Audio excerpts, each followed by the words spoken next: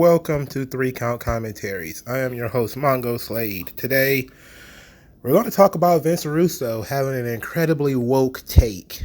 I don't use that word a lot on this channel, but my goodness, his criticism of Triple H and the booking of black wrestlers and women and stuff, this comes from Sportskeeda. The topic is Vince Russo on WWE ignoring Black Lives Matter. I didn't even get 5 minutes into this video. Vince Russo then made an incredibly woke comment that I just want to discuss because it shows a lack of understanding of writing and writers and wrestling and booking and a bunch of other things, and it promotes essentially DEI. So what am I talking about? Let's see if we can suss this thing out. Gotcha. Street profits have been there forever, doing their thing, Now, bro, bro, here's the question. Do white writers and white creative people know how to write and book for black people? That's really the question. And the answer to that is no. The answer to that is no. Just like a white guy doesn't know how to book a woman, bro. He's not a woman. He doesn't know how to book a woman. I mean, so yes, bro, there should be more black writers. There should be more female writers, bro. But they are, and it's always the old school wrestlers that are always writing this stuff. And you definitely need women, minorities, without a shadow of a doubt. Bro, it was very difficult for me to write for black people because I'm not black. Mm-hmm. Very difficult. Yeah. All right, so Dr. Chris, who is the guy on this show, he's black. I don't care what his opinion is. It doesn't matter. I didn't get this far into the video. Again, this is 3 minutes into the video. I didn't even hear anything after that. It jumped out at me that Vince Russo is a guy who is saying, hey, white people can't write for blacks. They don't know how to book for black people. They don't know how to book for women. It's like, despite all of this history of people actually having done that, you mean Bill Watts, who built his entire, multiple state territory off the back of a black man and a black city in New Orleans? There's an entire wrestling book written on this called The King of New Orleans about Junkyard Dog revolutionizing tri-state / Mid-South wrestling. It's an entire thing. Bobo Brazil was booked by nothing but white men his entire life and was one of the biggest stars ever. Same thing with Ernie Ladd. Women's wrestling, well, if you look at Japan, there are no female promoters outside of Giant Baba's wife, and that was only after he died.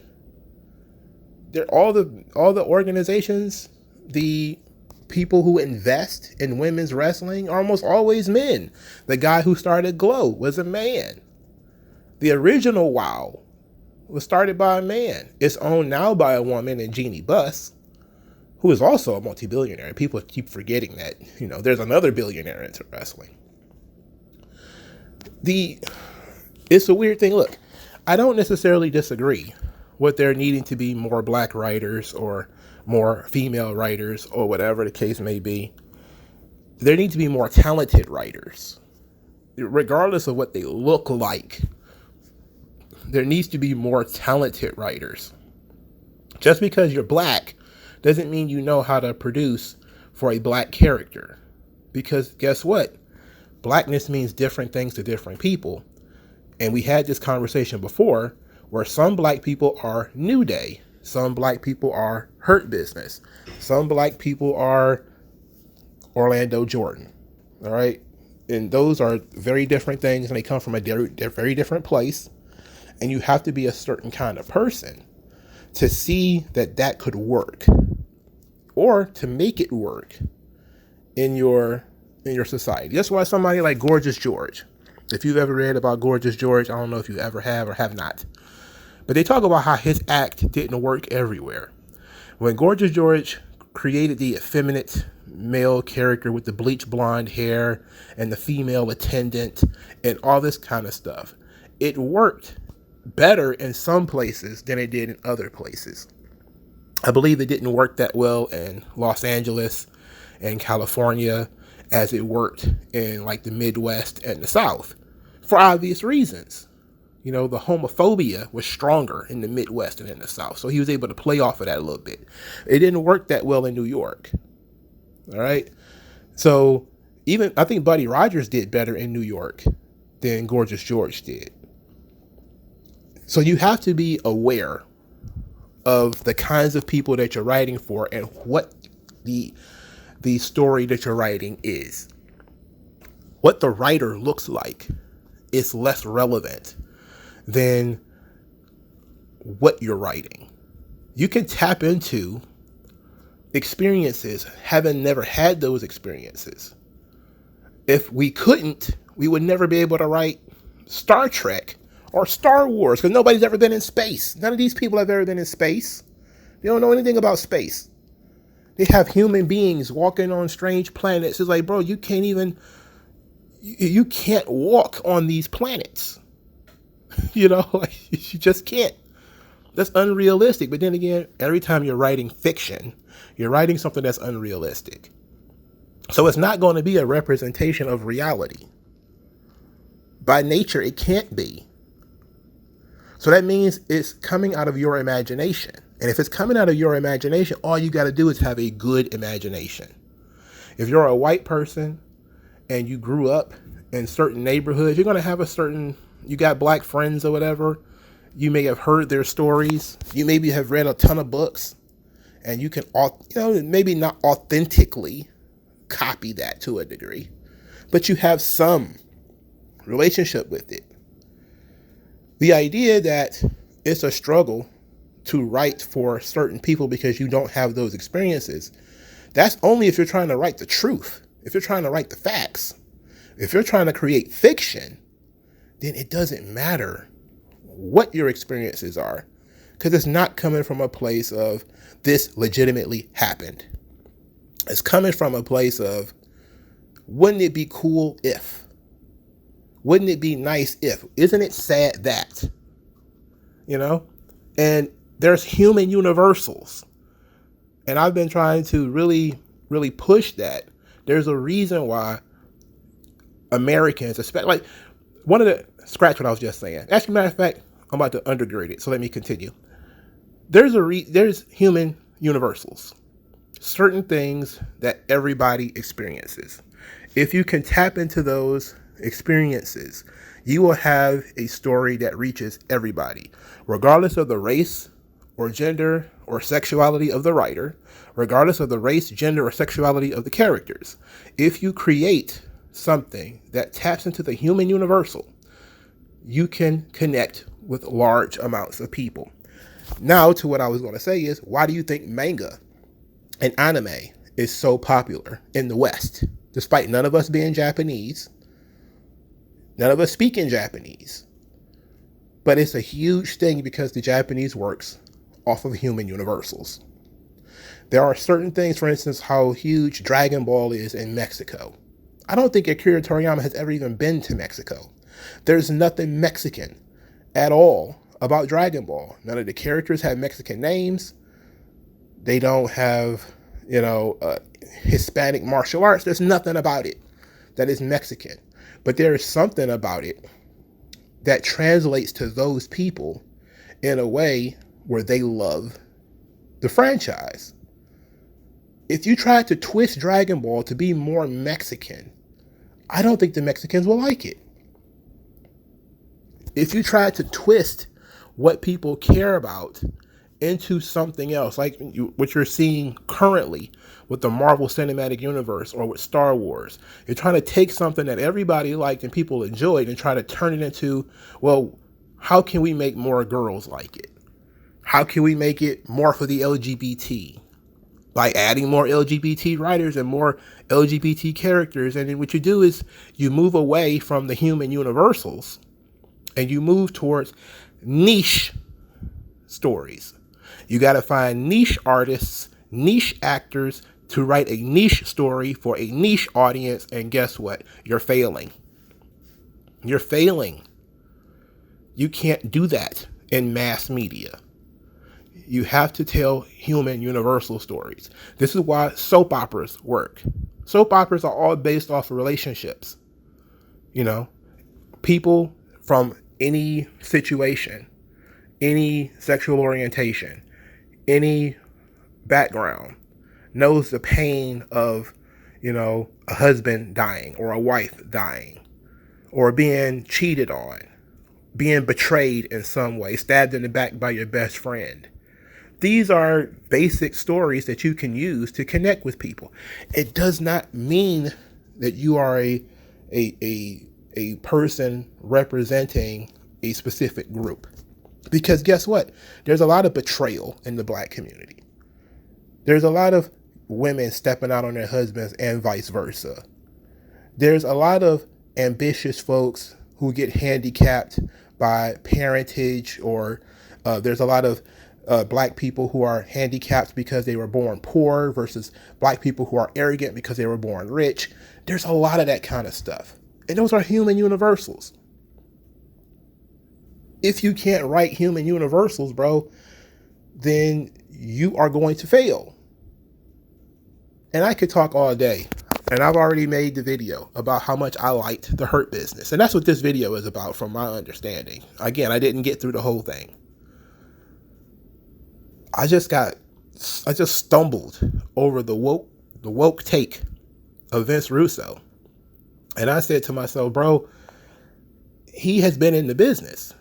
He has called himself a professional writer. It's like, well, you've never been a wrestler. How can you book a wrestling show? How can you write a wrestling show? You've never been a wrestler. Well, he put himself on the show, pretended to be a wrestler, was very bad at it, and his show was still not good. When he got the experience of being a wrestler, it's not like his wrestling show improved. The reason why people believe that wrestlers should book the wrestling shows because they think they're the only people who understand it. So at that point, I do agree with him when he starts talking about how, it's a lot of old wrestlers, a lot of the old guys like Michael Hayes, Bruce Pritchard, who is, a wrestler here and there. And they end up being the guys who write Kevin Sullivan in WCW. Bill Watts is another one, Fritz Von Erich. As a matter of fact, you look in the territory days, a lot of old wrestlers, Superstar Bill Dundee, Eddie Graham, Dusty Rhodes. There's so many bookers who are former wrestlers who had ideas of characters and angles and different things like this. And that's what the business is built on, because only a wrestler could really understand what the wrestling business is. That was the understanding. That was the belief. And wrestling is unique, just like television is unique, just like movies are unique. Just because you can book a wrestling show doesn't mean you can write a movie. But that's also true in the reverse. Just because you can write a TV show doesn't mean you can write a wrestling show. Jennifer Pepperman, she's proven that right now. Oh, she has an Emmy or something to that effect. Okay, I haven't seen that she's written anything great in pro wrestling. So it's not about what your background is. It helps if you already have experience in something. This is why, the old wrestlers were good bookers, because they had experience booking. They had experienced bad booking, and they had their own ideas. But it was also to create a sort of insular group where you wasn't going to bring in a TV writer because he wasn't supposed to know it was a work. So why would you go out and get a TV writer to write your wrestling show? For starters, it's not a TV business. It's a live event business. Back in the days, not today. Today is a TV business. So having TV writers makes sense. But back then, in the 70s and the 80s, it was a live event business. It wasn't a TV business. It was a live event that was filmed for television. Now it's a television show in front of a live audience. If you don't understand that, I can't break it down any more than that. All right. You have to have experience at these things. And some people can cross over and do good. Some people can't. You have to look at the quality of what the people are producing. You can't look at their background. You can't just assume just because somebody was a wrestler, they're good at writing wrestling. You can't just assume that somebody was good at writing novels, therefore they're good at writing comic books, therefore they're good at writing television shows. That's not true. Whatever, all of these old thought patterns that people have, you just throw it in the garbage. Yes, some things make you more likely to be good at something than others. But your race, your gender, and your sexuality aren't really on that list. Your occupation might be. If you're a good writer and you write good human universals, you might be able to transition from comic books to novels, from novels to TV shows, from TV shows to movies, and et cetera, et cetera. But not a lot of people can do that. It's a different structure. Requires different things. And if you're black and you can do that, good. We should want you writing wrestling shows. If you're a woman and you could do that, fine. We should want you writing wrestling shows. And if you're not good at that, it doesn't matter what you look like. You need to get out of here. So, if you haven't told by now, I strongly disagree with Vince Russo. He couldn't book women because he had a view of what women should be doing on the wrestling show that fit that time. And that's what he did. Cat fights, lingerie, huge boobs, all that kind of stuff. Because that's, at the time, was what people wanted to see on television. And that hasn't changed that much. If you've actually been on like Instagram or Twitter or TikTok, people still love, huge, great bodies on beautiful women. That hasn't changed. People pretend like it's changed, but it hasn't. But it also proves that he didn't really think about women as wrestlers as much as women as adornments to the show. Meanwhile, over in Japan, same time, the women were at the head of wrestling promotions and were considered some of the best wrestlers in the world. You could have, if you wanted to, looked at that and said, man, why aren't we doing that?